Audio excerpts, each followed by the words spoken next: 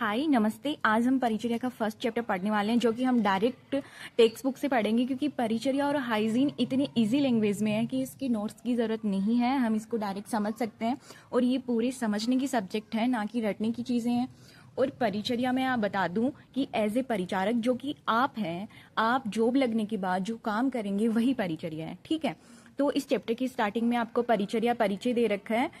मैं पढ़ाने जा रही हूँ, इसका मतलब ये नहीं है कि मैं टेक्स्ट बुक की हर लाइन बोल बोल के पढ़ूंगी। नहीं, मैं वहीं पे कुछ चीज़ें बताऊंगी जहाँ पे आपको थोड़ी समझने की चीज़ें लगती हैं मुझे, वही चीज़ें मैं आपको मेंशन करूंगी कि यहाँ से क्वेश्चन बनते हैं और ये चीज़ आप थोड़ी ध्यान से देख लें। उसके बाद आप टेक्स्ट बुक से खुद से पूरा चैप्टर पढ़ें। ठीक है, तो परिचर्या के परिचय में 2 डेफिनेशन दे रखी है परिचर्या की, जिसमें फर्स्ट ये है कि परिचर्या परिचारक द्वारा किया गया वह पुनीत यानी अच्छा काम है, पवित्र भी बोल सकते हैं, जो स्वस्थ व्यक्ति के स्वास्थ्य को बनाए रखने में तथा रोगी व्यक्ति के रोग के समन में सहायक सिद्ध होता है।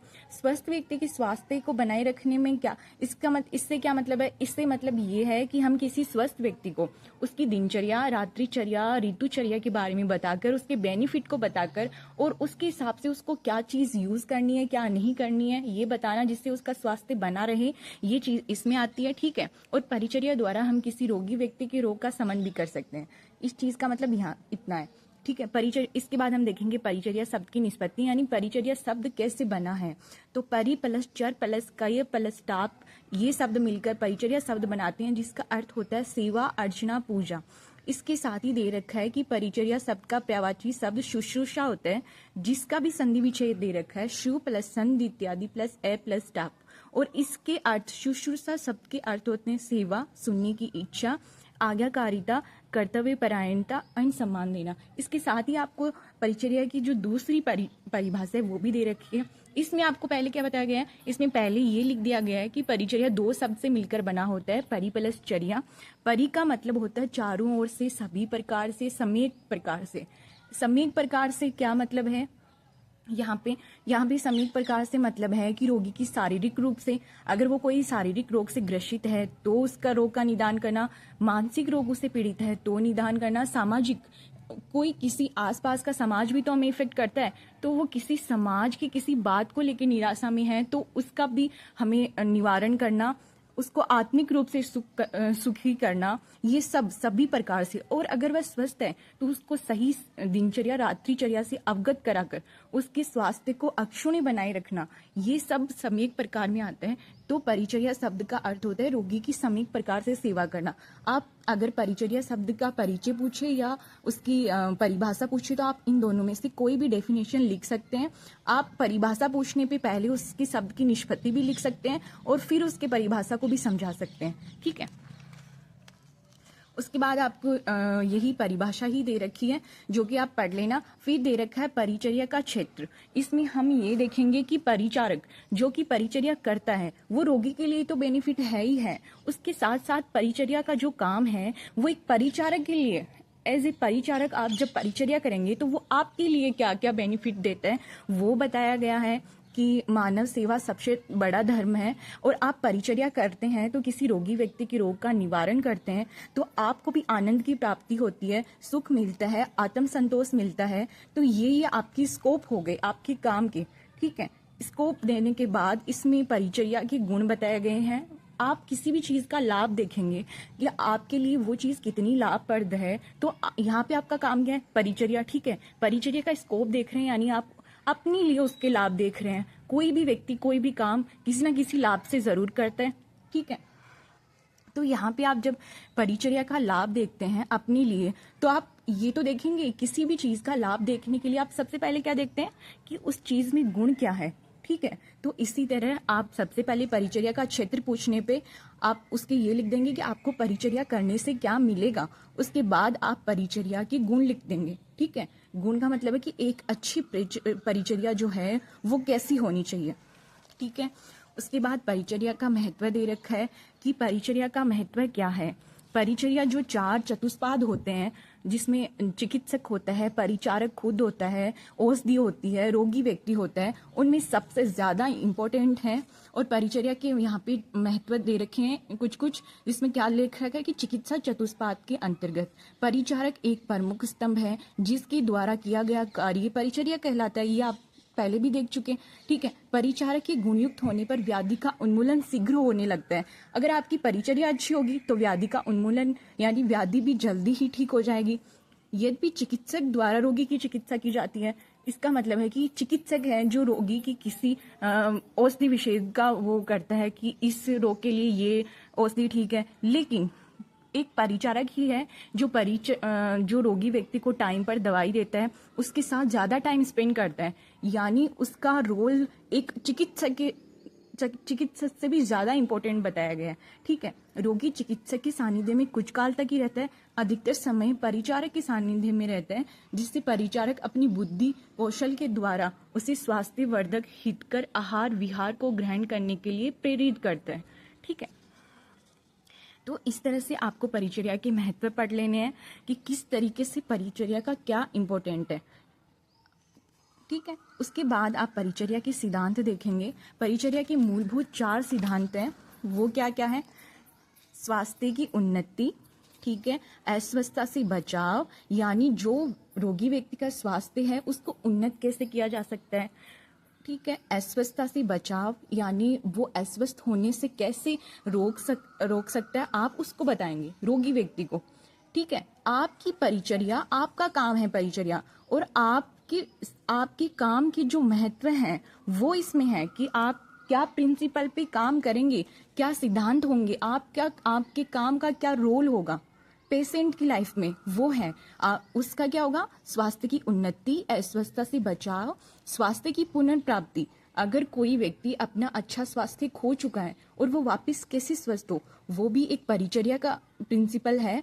और वेदना से मुक्ति, वो किसी चीज से पीड़ित है तो उससे वो कैसे दूर हो सकता है, वो भी परिचर्या का प्रिंसिपल है, ठीक है। तो परिचर्या के सिद्धांत में ये आपको 4 मूलभूत सिद्धांत लिखने हैं सबसे पहले। उसके बाद ये जो एक्सप्लेनेशन दे रखी है आप थोड़ी बहुत एक्सप्लेन करके समझा सकते हैं, ठीक है। लेकिन मेरा ये कहना है कि परिचर्या के सिद्धांत आए तो सबसे पहले आप परिचर्या के 4 सिद्धांत लिखें, उसके बाद थोड़ा एक्सप्लेन कर दें आप। इसके बाद परिचर्या का इतिहास दे रखा है। किसी भी चीज का इतिहास क्या होता है? उसका पास्ट, ठीक है। आपका इतिहास क्या है? आपका पास्ट। हर चीज की जो वो पुरानी टाइम से कैसे चलता हुआ आ रहा है, उसका क्या क्या चीजें रखी गई है, वो उसके इतिहास में आ जाएगी, ठीक है। तो परिचर्या का इतिहास क्या है, यानी परिचर्या का पास्ट क्या है, उसका पास्ट टू पास्ट देखें तो सबसे पहले जो परिचर्या का स्टार्टिंग पॉइंट माना जाता है वो माता मानी जाती है। माता ही वह प्रथम परिचारिका रही होगी जिसने अपने शिशु को मतलब प्रोटेक्ट करने के लिए क्या कुछ नहीं किया गया, उसने जो उसके लिए हितकर है वो आहार विहार सेवन किया। एंड डिलीवरी के टाइम वो कितने पेनफुल पीरियड से गुजरती हैं, यहाँ से लेके सारी चीज़ें जो माता अपनी शिशु के लिए करती है, चाहे जानवर भी क्यों ना हो वो अपनी शिशु के लिए करता है। तो यहाँ पे माता को प्रथम परिचारिका का दर्जा दिया गया है कि माता ही वह प्रथम परिचारक है जो अपनी शिशु की परिचर्या करती है, ठीक है। तो जो परिचर्या का इतिहास है वो माता से स्टार्ट होता है। फिर भी आप यहाँ से स्टार्टिंग से पूरी चीज़ें पढ़ें। फिर वेदों में परिचर्या अलग तरीके से दी गई है। 4 वेद हैं हमारे, ऋग्वेद, यजुर्वेद, सामवेद, अथर्ववेद। उनमें कैसे कैसे परिचर्या की जाती थी ये भी आप देखें, ठीक है। कौन से वेद में किसके द्वारा चिकित्सा की जाती थी, रामायण में कैसे थी, पुराणों में कैसे थी, इसके साथ ही बोधकालीन ग्रंथों में कैसे थी। बोधकालीन ग्रंथों तक आते आते ऐसा माना जाता है कि अष्टांग आयुर्वेद पूर्ण विकसित हो चुका था। अष्टांग आयुर्वेद पूर्ण विकसित होने का यहाँ मतलब है कि जो आयुर्वेद के 8 अंग हैं, 8 ब्रांच हैं, जैसे कि काय, बाल, ग्रोथ, द्रुहांग, शल्य, दृष्टा, जरा, विषाण, जो कि काय चिकित्सा, बाल चिकित्सा, शल्य, शालाके, वाजीकरण, रसायन, ये सब 8 जो शाखाएं हैं आयुर्वेद की वो पूर्ण तरीके से विकसित हो चुकी थी बोधकालीन ग्रंथों तक। तो बोधकालीन ग्रंथों में कैसे परिचर्या होती है और संहिताओं में कैसे होती है। उसके बाद परिचर्या का विकास क्रम अगर आपसे पूछा जाता है, देखो इसमें कुछ भी रटने की चीज़ नहीं है, हर चीज़ समझने की है। अब ये देखें कि परिचर्या का विकास कैसे हुआ, इसमें हम ये देखेंगे कि परिचर्या पहले कैसे थी और अब कैसे है। ठीक है, इसमें सबसे पहले हम देखेंगे कि आदिकाल जो स्टार्टिंग का पीरियड था उसमें परिचर्या कैसे थी, या आप पढ़ लें, ये बहुत ही इजी लैंग्वेज में बताई गई है। मध्यकाल में कैसे थी, संहिता काल में कैसे थी, और आज के आधुनिक काल में परिचर्या का क्या रोल रह गया है। जो आदिकाल और आधुनिक काल है उसमें परिचर्या का यहाँ पे दिन रात का अंतर बताया गया है। पहले परिचर्या ऐसी हुआ करती थी और आज के टाइम में आते आते कैसी परिचर्या के जो निस्वार्थ जो भाव था उसका लोप होकर आज परिचर्या का क्या स्वरूप हमारे सामने आता है, वो आधुनिक काल हमें अवगत करवाता है। तो आप ये देखें कि कैसे कैसे विकास होते होते आज परिचर्या क्या रह गई है और परिचर्या का क्या इंपॉर्टेंस है। ठीक है, उसके बाद यहाँ पे बहुत ही इंपॉर्टेंट चीज बताई गई है कि विश्व की प्रथम परिचारिका क्या है, फ्लोरेंस नाइटिंगेल थी। ठीक है, देखो जो सृष्टि की पूछें, अगर स्टार्टिंग का पूछें तो आपको माता बतानी है, जो कि हम पहले पढ़े थे। सृष्टि की उत्पत्ति की पूछें तो माता प्रथम परिचारिका रही थी। और यहाँ पे क्या दे रखा है, विश्व की पूछें तो फ्लोरेंस नाइटिंगेल बताना है। इसके साथ ही साथ आपको उसका जन्म भी याद रखना है, उसका जन्म कहाँ हुआ था वो भी याद रखना है। ठीक है, और उसकी मृत्यु कब हुई थी वो भी याद रखनी है। इसके साथ ही साथ मोस्ट इंपॉर्टेंट है नाइटिंगेल की शपथ। ठीक है, जो आप नर्सिंग कार्य स्टार्ट करेंगे उससे पहले भी ली जाती है। तो फ्लोरेंस नाइटिंगेल की शपथ क्या है कि मैं सदैव नर्सिंग सेवा एवं व्यावसायिक आचरण का सर्वोत्तम स्तर बनाए रखूंगी। मैं अपने रोगियों के धार्मिक विश्वास का सदैव सम्मान करूंगी। मुझ पर विश्वास कर सौंपी गई समस्त व्यक्तिगत जानकारियां मेरे पास सुरक्षित रहेगी। मैं चिकित्सक के आदेशों का सदैव ईमानदारी व निष्ठा पूर्वक पालन करूंगी। मैं अपने व्यक्तिगत जीवन में भी नैतिकता के उच्च आदर्शों का पालन करूंगी, जिससे मेरे व्यवसाय की प्रतिष्ठा व गरिमा में वृद्धि हो। मैं व्यवसाय की उन्नति, बीमारियों की रोकथाम, स्वास्थ्य की पुनर्स्थापना, ये देखो यहाँ पे सिद्धांत आगे, स्वास्थ्य की पुनर्स्थापना, पीड़ा से मुक्ति, स्वास्थ्य की उन्नति, बीमारियों की रोकथाम, ये जो मूलभूत 4 उत्तरदायित्व है आपके परिचारक के, वो बनाने के प्रयास करूंगी। ये नाइटिंगेल की शपथ है जो कि बहुत इंपॉर्टेंट है। आपके एग्जाम में डायरेक्ट पूछा जाता है कि नाइटिंगेल की शपथ लिखो। ठीक है, उसके बाद आयुर्वेद में नर्सिंग सेवा दे रखी है, ये आपको ध्यान में रखने की बात नहीं है। उसके बाद आप डायरेक्ट पढ़ेंगे एक परिचारक का परिचय, जिसमें आपको चिकित्सा के बारे में बताया गया है। चिकित्सा की परिभाषा बताई गई है और बताया गया है कि चिकित्सा शब्द कैसे बना हुआ है। शरीर में विकृत हुई धातुओं को साम्यावस्था में लाने का जो कार्य है वह चिकित्सा है। और चिकित्सा के क्या चतुष्पाद है, कौन से 4 अंग हैं वो बताए गए हैं। इसमें क्या है, गुणवान वेद, गुणवान द्रव्य, गुणवान परिचारक, गुणवान औषध, ये चिकित्सा के चतुष्पाद है जिससे चिकित्सा संभव होती है। ठीक है, इसके बाद परिचारक के पर्याय दे रखे हैं, यानी परिचारक को क्या क्या बोल सकते हैं। परिचारक उपासता होता है, धात्री, कल्पद, उपवेद होता है, कंपाउंडर, नर्स कहा जाता है। यानी ये परिचारक को बोल सकते हैं। यहाँ पे इनके सामने इनके अर्थ भी दिए गए हैं जो कि बहुत ही इजी लैंग्वेज में आपको समझाए गए हैं, जो आपको खुद से पढ़ने हैं। ठीक है, यहाँ पे नर्स तक, जो नर्स का क्या क्या अर्थ है, एन से नोबिलिटी, नॉलेज होता है, यू से understanding, usefulness, responsibility, sympathy, efficiency, ये पूरे नर्स का अर्थ समझाया गया है। नोबिलिटी का मतलब श्रेष्ठता, समझदारी, उत्तरदायित्व, सहानुभूति, कार्यक्षमता, ये सब एक नर्स की जो क्वालिटीज है वो समझाई गई है, जो नर्स शब्द में समाहित है। कंपाउंडर क्या होता है, जो औषधियों का संकलन करके रखता है, वो कंपाउंडर है। उपवेद क्या है, जो हमेशा वेद के समीप रहता है, उसे उपवेद कहते हैं। इस तरह से आपको ये ध्यान में रखनी है कि ये उसके बाद आपको परिचारक के व्यक्तित्व गुण बताए गए हैं, जो कि अलग अलग आचार्यों के अनुसार अलग अलग बताए गए हैं। ठीक है, और आपको हर आचार्यों के अनुसार याद करने पड़ेंगे। ये आपको बार बार याद करने से ही याद रहेगा, लेकिन मैं इनको रिलेट करने के लिए एक लिंक बता सकती हूँ। जैसे उपचार, उपचा चय है, तो चरक के अकॉर्डिंग आप ध्यान रख सकते हैं। उपचार गेता, इस शब्द से क्या श्लोक स्टार्ट होता है, उपचार गेता, दाक्ष्यम अनुरागश्च भर्तरी, सोचम चेती चतुष्कोयम गुण परिचय जनय, यानी चरक है वो 4 गुणों की एक्सप्लेनेशन दे रहा है। उपचार गेता, सेवा कार्य का पूर्ण ज्ञान होना चाहिए एक परिचारक को। ठीक है, दक्षता होनी चाहिए, अपने काम के प्रति स्किल होनी चाहिए। भृति, अनुराग यानी रोगी के प्रति प्रेम होना चाहिए। सोच का मतलब है पवित्र होना चाहिए। ठीक है, ये सब परिचारक के गुण हैं चरक के अनुसार। ये आप बार बार पढ़ेंगे तो आपको याद रहेगा। एंड उपचार से चरक याद रखें कि चरक ने ये बताया। महर्षि सुश्रुत बताता है स्निग्धोई जुगुप्सर बलवान युक्तो व्याधि तरक्षणे वेद वाक्य कृत शांत पादय परिचय समृत है। ठीक है, सुश्रुत से याद रखिए स्निग्ध, सुश्रुत स्निग्धोई जुगुप्सर बलवान।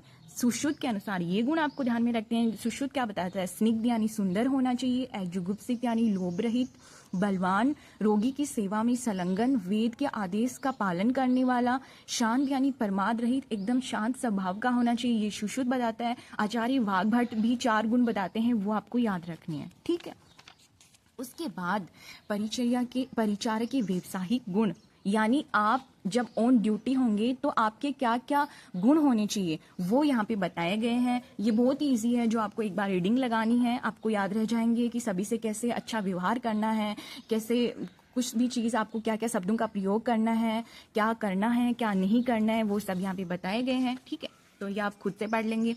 उसके बाद आता है परिचर्या में आचार संहिता या नीति शास्त्र। ठीक है, किसी भी काम को करने के लिए उसके लिए रूल बहुत ज़्यादा ज़रूरी है। आप एज ए परिचारक कहाँ पे काम करेंगे तो वहाँ के कुछ रूल्स हैं कि आपको 8 बजे आना है, 2 बजे आपको जाना है, आपको वाइट ड्रेस में आना है, आपका ये करना है, ये नहीं करना है। एक एरिया सीमित कर दिया जाता है, आपके एक रियल कुछ रूल्स बनाए जाते हैं, आप उनके दायरे में रह के कुछ काम करते हैं तो वही रूल्स आपके इथिक्स हैं, आपके आचार संहिता है, आपकी नीति शास्त्र है। ठीक है, तो आप खुद से ये चीज़ें पढ़ेंगे। ठीक है, कि आपके क्या दिशा निर्देश है, क्या रीति रिवाज है, तो ये भी बहुत इजी रूप में दे रखा है। इसके साथ ही साथ इसके आगे दे रखा है कि आप में क्या क्या गुण होने चाहिए, आपका व्यवहार कैसा होना चाहिए। तो ठीक है, रोगी परिचर्या को जो शिष्ट आचार से संबंधित निम्नलिखित बिंदु का उल्लेख किया गया है। आपका आचार मतलब आपकी जो नियम है, आपका आचरण है वो कैसा होना चाहिए, तो उसमें विनम्र व्यवहार, रोगी के प्रति सहानुभूति, पूर्ण दायित्व निर्वहन करना आना चाहिए, चिकित्सालय की संपत्ति की सुरक्षा, आज्ञाकारिता, स्वच्छता, कुशल निरीक्षण आप कैसे कर सकते हैं वो इसमें बताया गया है। इसके परिचर्या की आचार संहिता के बाद आप बात करेंगे परिचारक आपके जो कर्तव्य हैं, दायित्व है वो क्या क्या होने चाहिए। तो वो अपनी रोगियों की मूलभूत परिचर्या प्रदान करना आना चाहिए, उनके पथ्य यानी उनके लिए जो आहार बनाया जाता है उनकी व्यवस्था करना, जो चिकित्सक औषधि बताता है उसकी व्यवस्था करना, ये सब बताए गए हैं आपके कर्तव्य, जो आप खुद से पढ़ लेना, बहुत ही इजी बताए गए हैं। तो ये चैप्टर आपका होता है यहीं पे खत्म। सेकंड चैप्टर हम पढ़ेंगे नेक्स्ट वीडियो में। Thank you.